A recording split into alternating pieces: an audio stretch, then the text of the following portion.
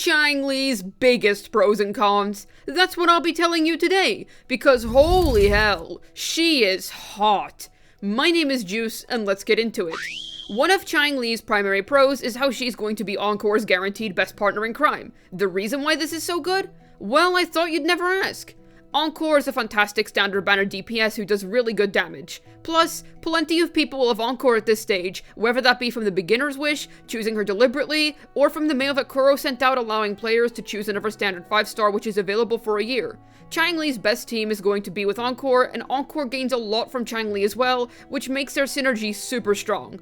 With Changli, Encore gets bumped up to a whole nother level. Changli and her team with Encore is likely going to surpass Colcharo in his comp with Yinlin, which brings Encore's value up and scores some great points for Changli. Maybe that's a hot take, let me know down below. Alright, but why is this synergy so scrumptious? Well, Changli herself can also dual DPS quite nicely, making her a very comfortable slot with the little sheep kid. Not to mention how they also synergize through Encore's love for quick swapping and swap cancelling. So a partner in crime who can deal damage during these moments is great. Plus, Encore just loves those few seconds of fusion damage deepen that almighty Changli provides. This alluring Wayfinder is also a wonderful improvement over Encore's previous best-in-slot teammates who sit in the sub-DPS role. Sanhua, while fantastic for Encore, has less personal damage than Changli. The Phoenix Lady is overall a net gain thanks to all of her other stunning qualities, such as having way higher team DPS over Sanhua. Yinlin has a longer field time than Sanhua, though shorter than Changli. Yinlin's outro skill is also completely useless for Encore. I don't want to undersell Yinlin though, she swap cancels super well with Encore and does high personal DPS along with not requiring extended field time. Though Changli's qualities are still greater than Yinlin's for Encore specifically, allowing you to free up the spy woman for another team in tower. Changli's ability to outdamage these characters in an Encore team and benefit Encore with fusion damage deepen on her outro while having good personal DPS even when doing a lot of swap cancelling is what allows her to sit as Queen of the Hill, becoming a part of Encore's freshest best-in-slot team. Encore, Changli, and Verena. The huge team damage increase that Changli offers Encore teams is what truly allows this duo to be OP. Not to mention Changli's great personality. She's a wayfinder indeed, since Changli helped Encore find her way to gain an extra leg up in the meta, as if Encore wasn't already good. But that's not to say Changli can only play with Encore. Far from it actually, as this lovely lady has quite the flexible teams roster. This is partially because Changli is not only a fantastic dual DPS, but she's also an incredible main DPS. For example, if you don't want to play Encore, no problem. You can hone in more on Changli's own individual playstyle and make the most use out of her by pairing the lovely lady with somebody like Yinlin or Mortefi. If you aren't already using these contested units elsewhere, then they fit super nicely with Changli, making her teams more flexible than the likes of a Jinhzou team for instance. So pulling for Changli means that you'll most likely have a place for her on your account where she can run effectively one way or the other. Usually, I'm not a big fan of characters that tend to be a jack of all trades, because they end up just not honing in on anything in particular, which ends up creating a mid-kit. Yet Changli is immune to this. In my opinion, she's a very solid all-rounder. And why is that, I potentially hear you ask? Changli has honestly got pretty decent AoE for more AoE-centric fights. This comes through in the forms of her skill, ultimate, and forte circuit, which also happens to be the main meat of Changli's kit. Very effective, while still being very competent in other scenarios. Plus, to link in with my previous point about all the teams that she can play in, because of that very factor, you're easily able to adapt her to different situations with teams that specialize better in certain aspects over others. And remember, Changli plays in various different comps well.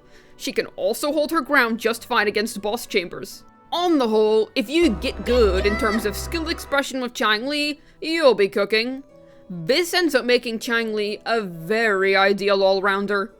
Changli also has wonderfully efficient Tacet fields when it comes to farming for her. There's 2 fusion Tacet fields, one of which is paired with the Rejuvenating Glow set, which is one of the best sets in the game, and the other with the Void Thunder set, which is also highly efficient because you can improve both your Yinlin and Changli at the same time. Remember, Yinlin works with Changli as well, so you could potentially be killing 2 birds with 1 stone here. We're only over a month into the life of Wuthering Waves, so I think that solid resource efficiency definitely still has its rightful and useful place. I believe it's also well worth mentioning how good Changli's sword is. This is, wait for it, a double-edged sword. However, I'm so sorry anyways, but I'll be focusing on the positives first, since it has plenty to offer not only Changli, but also your Wuthering waves, oh my god she said the thing, account overall. Every sword character can utilize Changli's signature to great levels of success, so even if one day Changli herself gets power crept, getting the weapon is going to contribute massively to your account's overall value, as it will be great for all the future sword users that you pull for and all your other Tower of Adversity teams. Great sword. I will point out that this isn't necessarily Changli exclusive, as every 5-star in Wuthering Waves really adores having their signature weapon. This is, however, at least balanced out by the fact that the weapons are so much easier to actually get, but the glory of Changli's sword is that it's amazing for anybody that uses one. Kind of like Yinlin's Stringmaster being amazing for everybody of that weapon type because of the sheer stats it gives. So Changli's weapon is well worth pulling for if you're interested in her already. I mean, shoot, look at her! Who wouldn't be heavily interested? But as always, not everything is sunshine and rainbows. Our beloved Changli does in fact have some cons to her, one of those being her potentially restricted future due to the nature of her kit. She works well with current units, true, but what about her shelf life and longevity? She's somewhat greedy for field time, which makes her future teammates pretty restricted. Seeing a future Changli dedicated support is highly unlikely. We don't know much about Xiangli Yao or Zheji yet. Maybe they will shake things up a bit, but I wouldn't count too hard on it.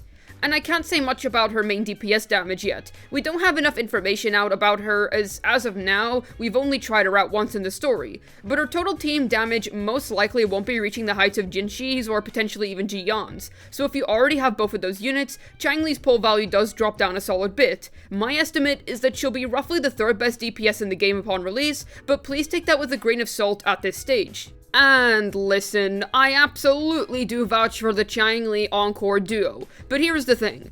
Changli is Encore's best teammate, but Changli herself prefers to play selfishly as a DPS if you want to make the most out of her specifically.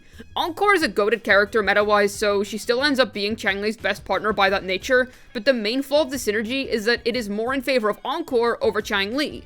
The reason why that's a problem is because Changli as a DPS does not necessarily benefit from Encore's kit, and this is a con in the sense that the synergy is half-hearted. Changli isn't reaching her full potential here, so while Encore gets to enjoy all of the spoils, it's bad for Changli herself. Also, not even Encore or any other character in this game for that matter can fully utilize her outro skill. It only applies until the character is switched off, making it unfriendlier to quickswap than you'd expect, which is pretty annoying when her best team is quickswap. And providing both liberation plus fusion damage helps out 2 characters as of now, the wonderful Encore and Chixia.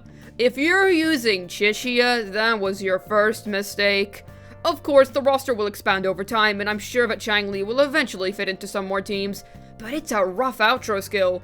Another thing is that Encore adores the art of abusing swap cancelling, yet Changli herself can't really swap cancel due to her extended field time, so it's never marked down on Changli's name unfortunately, not to mention how Changli likes having extended periods of field time as she wants to do her 4th basic to obtain true sight. Rough. So, while yes, Encore begs to be used of Changli, the same cannot be said for the selfish main DPS herself. Remember when I said that Changli liking her weapon a lot had multiple aspects to it? Yeah, well, she loves her weapon so much that other options aren't particularly well tuned to her. Emerald of Genesis does cook, yes, but it pales in comparison to Changli's signature. This is because her signature offers Changli plenty of damage bonus percent in a kit which doesn't have a lot of that, and filling in what a kit cannot produce itself oftentimes does indeed produce nuclear results, and you also get a crap ton of crit. Stats are always appreciated on a damage-centric unit. So this makes Changli a much weaker pull if you don't have a good weapon that you can comfortably afford to put on her. It's such a good sword that I absolutely can recommend, but Emerald of Genesis is free, and will work fine for pretty much all of her sword units. Keep that in mind. Though, because you can swap weapons between tower battles, this does act as a point in favor of Changli's weapon. However, it's important to consider whether you can fund their weapon or not.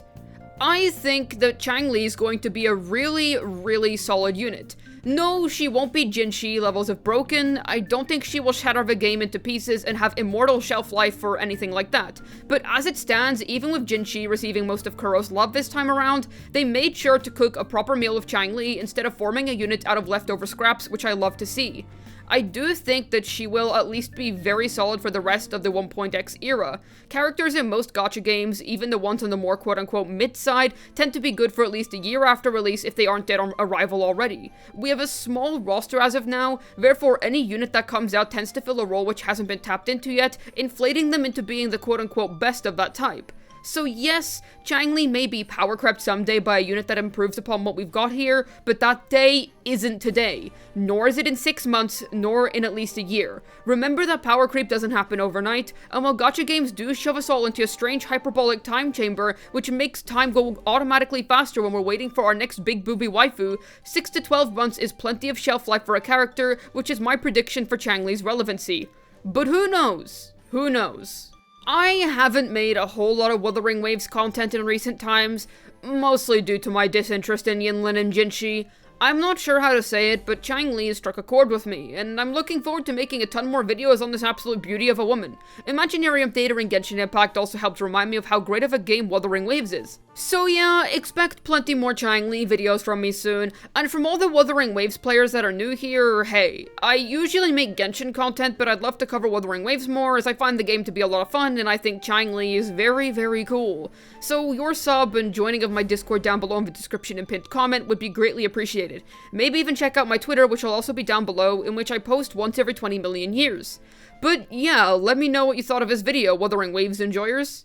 Hopefully this video is able to tell you Changli's biggest pros and cons. This has been Juice, signing out, and Changli truly is a phoenix for rebirthing my interest in this game thanks to her great personality.